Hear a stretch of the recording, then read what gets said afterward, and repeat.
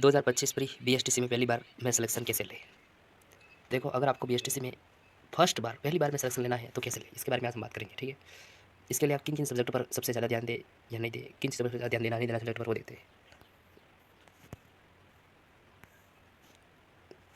2025 किन विषयों पर ज़्यादा टाइम दे और किन विषयों पर कम टाइम दे। ठीक है, इसके बारे में बात की जाए तो देखिए, किन विषयों पर बीएसटीसी में किन विषयों पर ज़्यादा समय दे, ज़्यादा टाइम दे और किन विषयों पर कम टाइम दे, इसके बारे में बात करते हैं हम।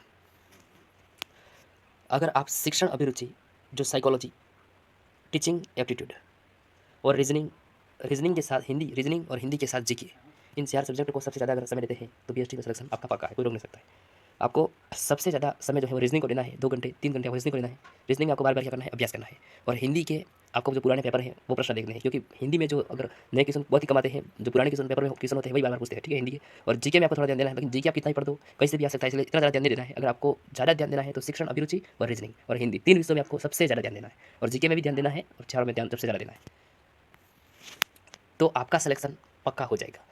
आपको अभी बीएसटीसी के जो एग्ज़ाम है वो 21 जून को होने वाले हैं। 21 जून को आपके बीएसटीसी के जो एग्ज़ाम है वो 21 जून को होने वाले हैं। कब होने वाले हैं? 21 जून को। ठीक है, तो इसीलिए आपको क्या करना है, आपके पास में सिर्फ और सिर्फ कितने महीने हैं? 2 महीने हैं। 2 महीने का आपके पास क्या है, समय है। और 2 महीने में इतनी अच्छी तैयारी कीजिए और इन 4 सब्जेक्ट पर सबसे ज़्यादा फोकस कीजिए।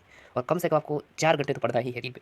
भले पूरे दिन नहीं पढ़ो, कोई दिक्कत नहीं है, और 4 घंटे पढ़ना है। और पढ़ने के साथ में आपको सबसे ज़्यादा जो चीज़ें करनी है वो करनी है रिवीजन। रिवीजन जो है आपको सबसे ज़्यादा करना है, बार बार चीज़ों को पढ़ना है। ठीक है, अभ्यास करना है। और अभ्यास करने